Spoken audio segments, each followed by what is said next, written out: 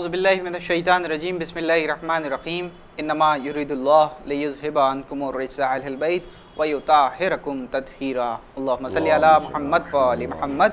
मुअज़्ज़िज़ नाज़रीन, अस्सलामु अलैकुम व रहमतुल्लाहि व बरकातुहू। मैं आपका मेज़बान ज़ैद रिज़वी हाज़िर हूँ हुसैनी चैनल के हवाले से तमाम मोमिनीन का इस्तक़बाल करता हूँ। प्रोग्राम तफ़सीर कुरान जिसमें सूरह दहर की तफ़सीर बयान करी जा रही है, जिसको आप मुसलसल समाअत फरमा रहे हैं।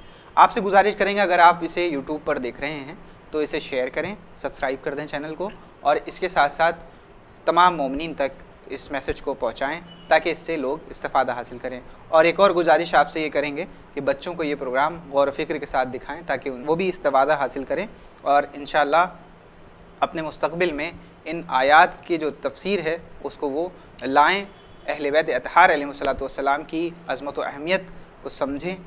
हमारे साथ इस वक्त इस प्रोग्राम में जो साथ दे रहे हैं, मुसलसल साथ दे रहे हैं, हुज्जतुल इस्लाम वल मुस्लिमीन अली जनाब मौलाना मुमताज़ जाफ़र साहब क़िबला। आइए इस्तक़बाल करते हैं, प्रोग्राम को शुरू करते हैं। आगा अस्सलामु अलैकुम वरहमतुल्लाह। तमाम नाज़रीन की तरफ से और तमाम हुसैनी चैनल टीम की तरफ से आपका इस्तक़बाल करते हैं और शुक्रगुज़ार हैं कि आप मुसलसल वक्त दे रहे हैं। आपका भी इस्तक़बाल किया जाता है और फिर आपका भी शुक्रिया प्रोग्राम को आगे बढ़ा रहे हैं। बहरहाल जैसा कि आगा ये आज 14वीं नशिस्त है जी और इसमें 13वीं आयत इंशाअल्लाह होगी जिसकी आप तफसीर बयान करेंगे। हम चाहेंगे बिस्मिल्लाह करें आप, ताकि वक्त हमारे पास वक्त कम रहता है। बिस्मिल्लाहिर्रहमानिर्रहीम अल्हम्दुलिल्लाहि वस्सलातु अला अहलिहा रब्बि इश्रह ली सदरी व यस्सिर ली अमरी वहलुल उक़दतम मिन लिसानी यफ़क़हू क़ौली अम्मा बअद। सल्ली अला मुहम्मद व आलि मुहम्मद। फ़ैज़ान गिरामी, सूरह इंसान सूरह दहर की आयत नंबर 13 है, जिसे परवरदिगार फरमा रहा है कि मुत्तक़ीना फ़ीहा अलल अराइक ला यरौना फ़ीहा शम्सन वला ज़महरीरा। तो ये आयत जो है पीछे वाली आयत से जो है मरबूत है और उसको मिलाकर जो है इस बात को बयान किया जाए। यहाँ पर ज़महरीरा का जिक्र हो रहा है। हाँ, तो पिछली आयत में ये है कि अल्लाह ने कहा कि ये जज़ा है उनके लिए जो बंदगान खुदा हैं, क्योंकि उन्होंने सब्र किया है और उनको जन्नत और जन्नत के लिबास जो है उनको अता किया गया है। उसके बाद फिर परवरदिगार कह रहा है इसी के आगे कि ये जो है जहाँ वो तख्तों पर तकिया लगाए बैठे होंगे, ना सूरज की गर्मी वहाँ पे नज़र आएगी और ना ही ठंडक जो है वहाँ पर रहेगी। यानी जो उन्होंने सब्र किया है, बिमा सबरू, जो सब्र किया है, तहम्मुल से काम लिया है दुनिया में, उसके नतीजे में उनको जज़ा मिलेगी। तो जज़ा में क्या है? जन्नत और रेशमी कपड़े जन्नत के हैं, जन्नत के कपड़े मिलेंगे, लिबास। और फिर कह रहा है कि इस तरीक़े से जो है वहाँ पर होंगे जन्नत में कि वो तख्तों पर तकिया लगाए बैठे होंगे। अच्छा, यानी तख्त जैसे होता नहीं है जी, तख्त पे जो है गाँव तकिया लगे हुए हैं, टेक लगा के आराम से जो है बैठे हुए हैं। ये जो है वहाँ पर इनको मंज़िलत मिलेगी और ऐसी मंज़िलत मिलेगी कि न सूरज की गर्मी वहाँ परेशान करेगी और ना ही ठंडक जो है बहुत ज़्यादा होगी। अब आप इसमें गौर करें कि ये इस हालत में है कि बेहतरीन और ख़ूबसूरत तख्त पे तकिया लगाए बैठे होंगे, गाँव तकिए। असल यहाँ पर जो है जो बयान किया है वो खूबसूरती की तरफ जो मुतवज्जे किया जा रहा है। अच्छा, क्योंकि आमतौर पे जब शादियों में दुल्हन के लिए जो है एक सजाया जाता है जहाँ पे दुल्हन बैठती है, तो उसमें बाकायदा फूल लगाया जाता है, रंगीन कपड़े लगाए जाते हैं, बहुत सजाया जाता है।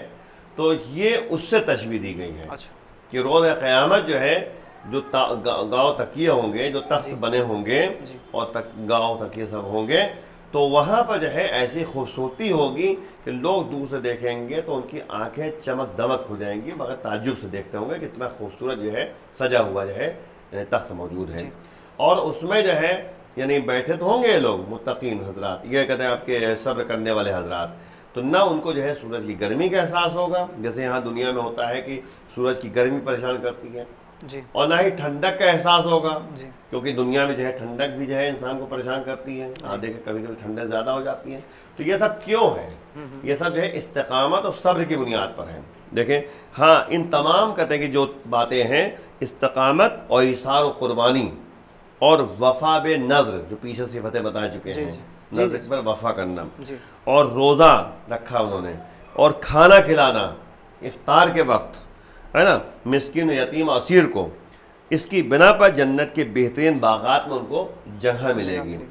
اور پھر سورہ رعد میں اگر آپ دیکھیے تو سلام علیکم بما صبرتم، یعنی پروردگار کہہ رہا ہے کہ تم پر سلام ہو، اس لیے سلام ہو کیونکہ تم نے صبر کیا ہے۔ نہیں دیکھیں، اب آپ غور کریں کہ اللہ کا سلام بھی ہے ان افراد کے اوپر جو کہتے ہیں صبر و تحمل سے کام لیتے ہیں۔ دوسری آیت میں یہ ہے کہ انی جزیتہم الیوم بما صبروا، یعنی بے شک میں جو ہے ان لوگوں کو آج جو ہے جزا دوں گا، یعنی روز قیامت آج میں جزا دوں گا، میں جزا دیتا ہوں۔ کس لیے؟ بما صبروا، اس وجہ سے کہ انہوں نے صبر کیا۔ بے شک یہی لوگ فائزون میں سے یعنی کامیاب ہیں۔ تو اللہ نے یہ بھی بتا دیا کہ کامیاب ہیں کون حضرات، ہر ایک کامیاب نہیں ہے، صبر کرنے والے کامیاب ہیں۔ یعنی ہر چیز کا نقطہ جو ہے اعتدال جو ہے وہ صبر پر آ کر رکتا ہے، اور صبر و تحمل کے لیے جو ہے بہرحال ہمیں ضرورت اس بات کی ہے کہ اعتدال کہتے ہیں درمیانی راستہ اختیار کرنا۔ ہر کام میں جب بھی صبر ہوگا، صبر و تحمل سے انسان کام کرے گا تو حد اعتدال کو سامنے رکھے گا، نہ حد سے آگے بڑھے گا نہ حد سے پیچھے رہے گا، نہ بےتابی ہوگی اور نہ ہی جو ہے دیکھیے مایوسی ہوگی، دونوں چیزیں نہیں ہوں گی۔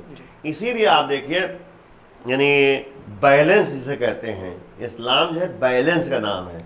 بیلنس مانے برابر رکھو، بیلنس، نہ ادھر بھاگو نہ ادھر بھاگو۔ اس لیے اگر آپ غور کریں جلدی صاحب کے سامنے کہ یعنی حکمت بھی جو ہے صبر و تحمل کے نتیجے میں ہے۔ حکمت والی باتیں وہ کیسے؟ عقل اور خرد کے ساتھ جو کام کرتا ہے انسان، کیونکہ اگر بہت زیادہ افراط کرے گا تو کہا جائے گا بہت سمجھدار بن رہے ہو تم۔ یعنی افراد کا مطلب یہ ہے کہ جو پائے منہ سے بولتا رہے، اپنے کو جو ہے بڑھا چڑھا کے بیان کرنا، کسی چیز کو بیان کرے تو وہ اتنا بیان کر دے کہ وہ چیز میں وہ صفت نہیں پائی جا رہی ہے، لیکن وہ بیان کر رہا ہے تو وہ اتنا زیادہ وہ افراد میں چلا جا رہا ہے۔ وہ بہت لوگ ایسے ہوتے ہیں نا کہ بولتے اس لیے ہیں تاکہ لوگ جو ہے ان کو اچھا سمجھیں، جبکہ ایسا نہیں ہے۔ کم سخنی جو ہے وہ جو ہے زینت کا سبب ہے۔ اسی لیے مولانا نے فرمایا کہ اذا تم العقل نقص الکلام، جب کہتے ہیں کہ انسان کی عقل کامل ہو جاتی ہے تو گفتگو کم ہو جاتی ہے، بات چیت کم ہو جاتی ہے۔ اور یہی جو ہے تفرید کی بات کریں، اگر یعنی تفرید کہتے ہیں یعنی کمروی کو، درمیانی راستہ نہیں ہے، تو اس میں کیا ہوتا ہے؟ حماقت پیدا ہوتی ہے۔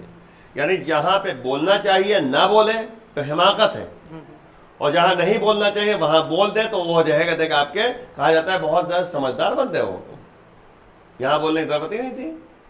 لیکن جہاں بولنے کی ضرورت ہے وہاں نہ بولے تو حماقت کہا جاتا ہے، بیوقوفی کہتے ہیں اس کو۔ اس لیے درمیانی راستہ جو ہے اس کو حکمت کہتے ہیں، نہ حماقت جو ہے پیدا کرے اور نہ بہت زیادہ سمجھدار بنے، مطلب نہ زیادہ چپ بھی رہے اور نہ زیادہ بولے، بالکل ناپ تول کے بولے۔ اسی لیے جو ہے قرآن اور اس میں حدیث میں موجود ہے کہ کلم الناس علی قدر عقولہم، لوگوں سے باتیں کرو ان کے عقلوں کو پرکھ کر، جتنا عقل جو ہے اس کی برداشت کر سکے اتنی بات کرو۔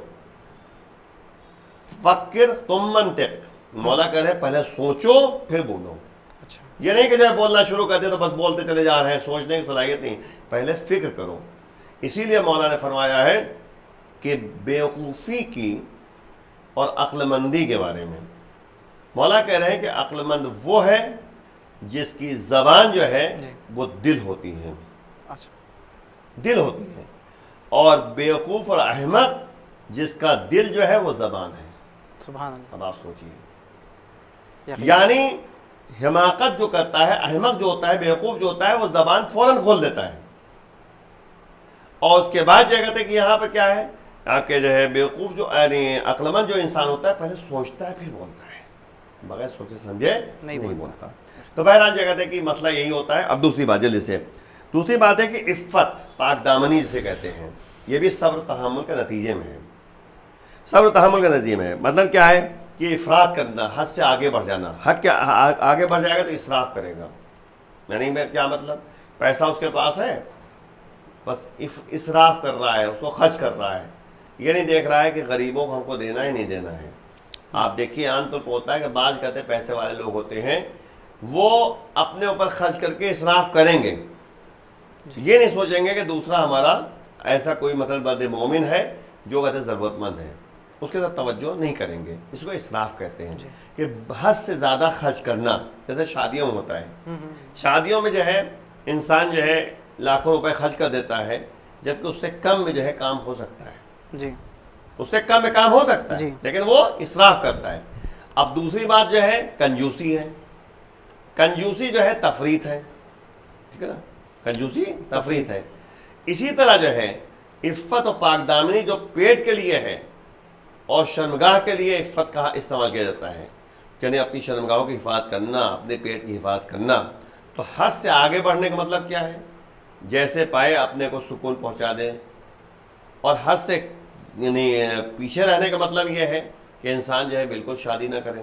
تو دونوں کے درمیانی راستہ کیا ہے کہ شادی کرو اور اللہ کے حکم کی تعمیل کرو، یہ ہے عفت و پاک دامنی۔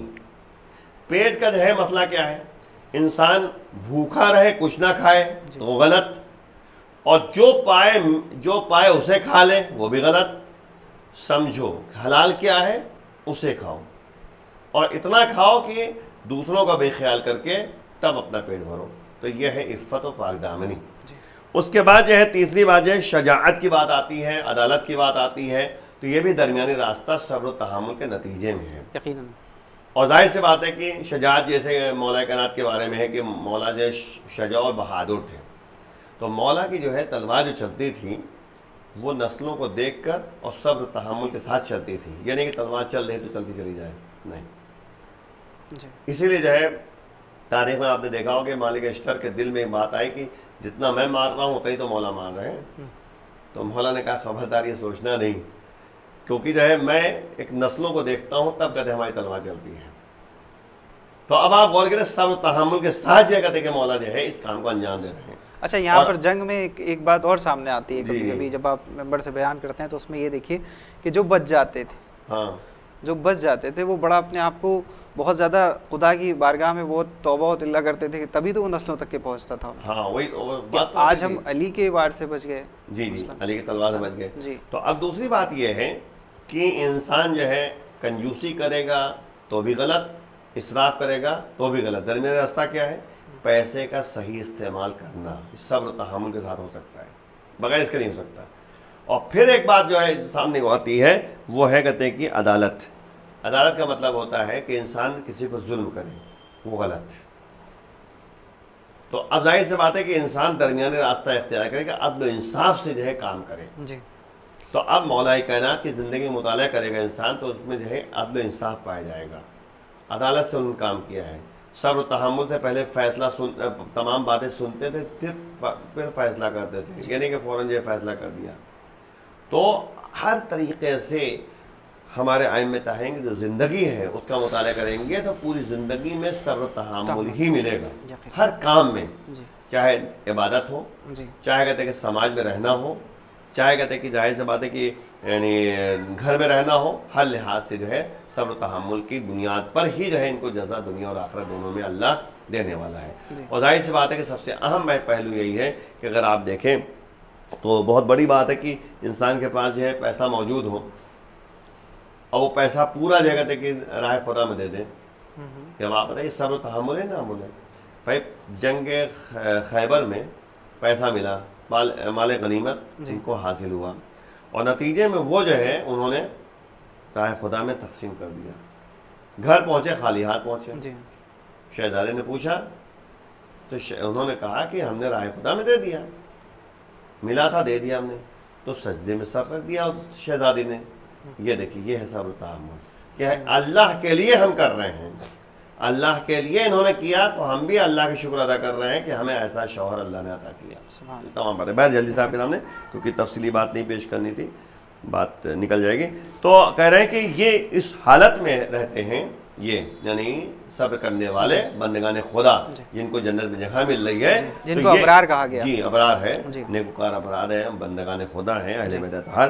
تو یہ اس حالت میں ہے کہ بہترین اور خوبصورت تخت ایسا ہوگا کہ اس پہ ٹیک لگائے ہوئے ہوں گے، نہ سورج کو وہاں دیکھیں گے وہ کہ جس سے گرمی کا احساس ہو، اور نہ ہی ٹھنڈک ہوگی وہاں پر۔ یہ دو باتیں ہو گئی۔